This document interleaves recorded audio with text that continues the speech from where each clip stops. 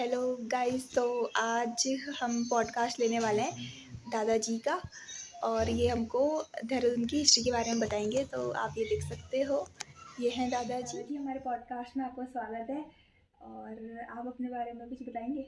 धन्यवाद। मैं पहले आर्मी मेडिकल कोर में स्पेशल ट्रेनिंग वाला वो था, तो मैं ज़्यादा करके वेनेरियल डिजीज और स्किन डिजीज का स्पेशलिस्ट था।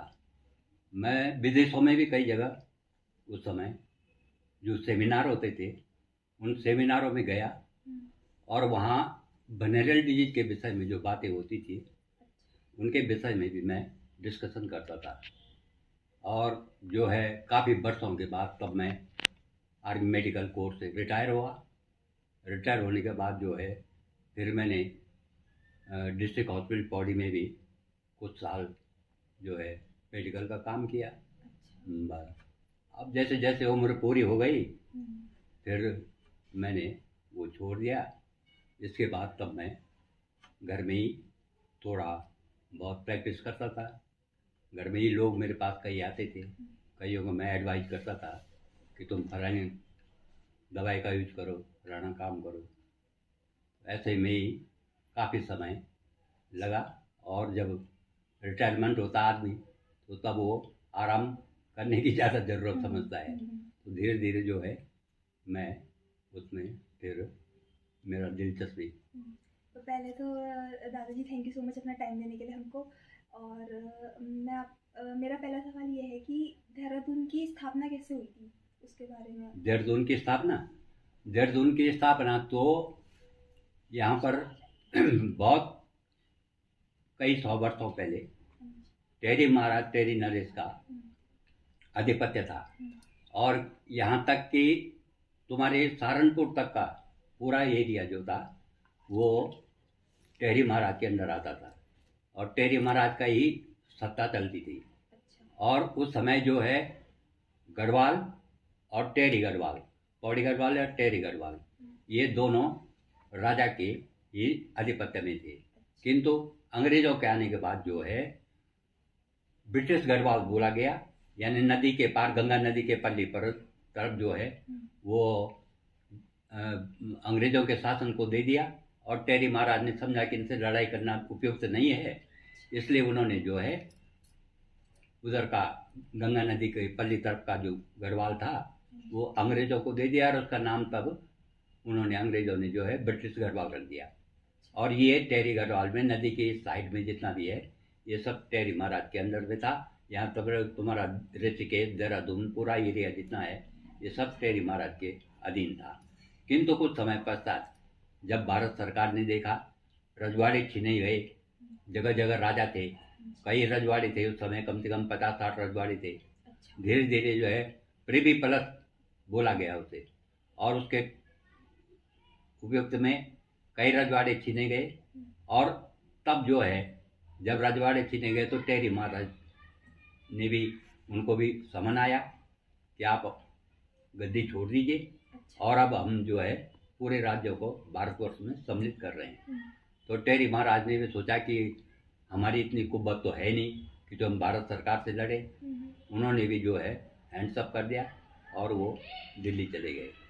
और ये स्थापना जो है ये तो बहुत वर्षों पहले की थी, और उसी में जो है धीरे धीरे यहाँ पर जो है इधर उधर से गढ़वाल से आने वाले लोग भी यहाँ पर स्थापित हो गए, कुछ कहीं से आने वाले, लेकिन ज़्यादा करके गढ़वाल का ही यहाँ पर आधिपत्य था। गढ़वाल के लोगों का ही आधिपत्य था और गढ़वाल के लोग ही ज़्यादा करके यहाँ।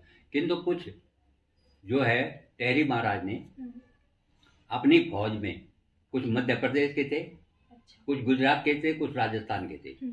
तो टेरी महाराज ने उन लोगों को जो है अपनी सेना में शामिल किया। अब सेना में शामिल किया तो जब राज्य छीना गया तो उन्होंने महाराज को बोला कि अब हम क्या करें, अब तो हम आपके फौज भी नहीं है। तो टेरी महाराज ने उनको जो है यहाँ पर देहरादून में जितनी खाली जमीनें थी वो उन लोगों को दे दी कि तुम खेती करो और खेती से अपने बच्चों को पालो। तो उन्होंने कई वर्षों तक यहाँ पर खेती की, और उन्होंने जो है ये जमीन पैमाइश आने पर अपने नाम कर दी। अच्छा। धीरे धीरे धीरे ये जमीनें जो है, और बहुत सस्ती जमीन थी यहाँ, लेकिन धीरे धीरे इसकी कीमत लाखों करोड़ों में पहुंच चुकी है। देहरादून को द्रोण नगरी क्यों कहा जाता था? इसको ऐसा इसलिए, पांडवों के गुरु थे द्रोणाचार्य, और जब पांडव अंत में हिमालय की ओर आए तो गुरु द्रोणाचार्य के नाम से ही उन्होंने यहाँ का वो किया, और इसको द्रोण बोला गया। अच्छा। और उसके बाद का पांडव तो उसको चले गए, और इसका नाम जो है उन्होंने ही द्रोण रखा था। अच्छा। पांडवों ने। अच्छा। और खालंगा वॉर के बारे में कुछ? ना, उसके विषय में तो खालंगा तो बहुत बात की बात है।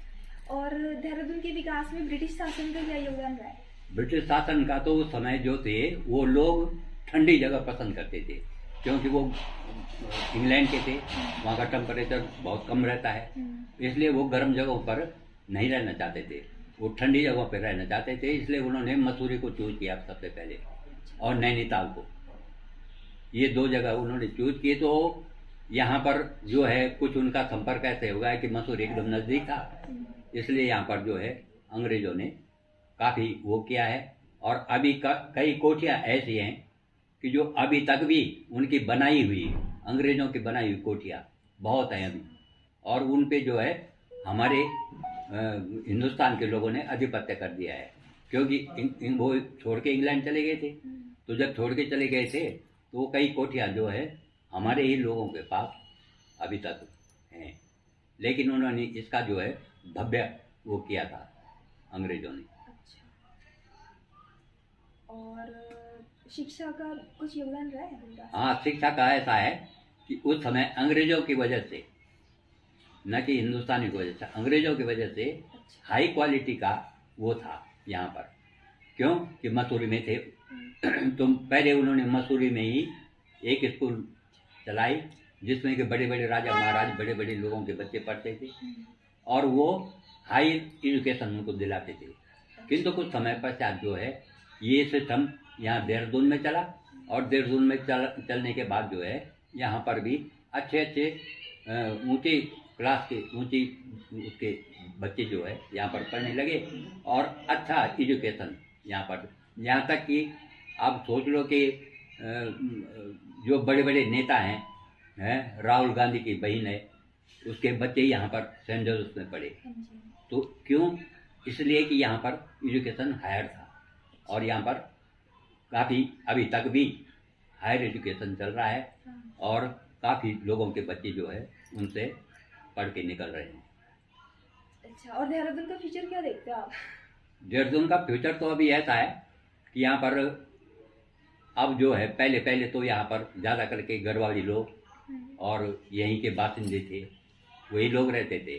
किंतु अब जो है बाहर के लोग, जब से कोई मुजफ्फरनगर का, कोई सहारनपुर का, कोई कहीं का, कोई दिल्ली का, कोई कहीं का, अब यहाँ पर इतनी भीड़ हो चुकी है कि इसी से समझा जा सकता है कि हमने अपने समय में, जब हम छोटे थे, हमने 20,000 रुपये बीघा जमीन देखी थी यहाँ पर, 20,000 रुपये केवल, और आज वही जमीन जो है 20,000 करोड़ में बिक रही है। तो सोच लो कि यहाँ की वो क्या होगी सिचुएशन।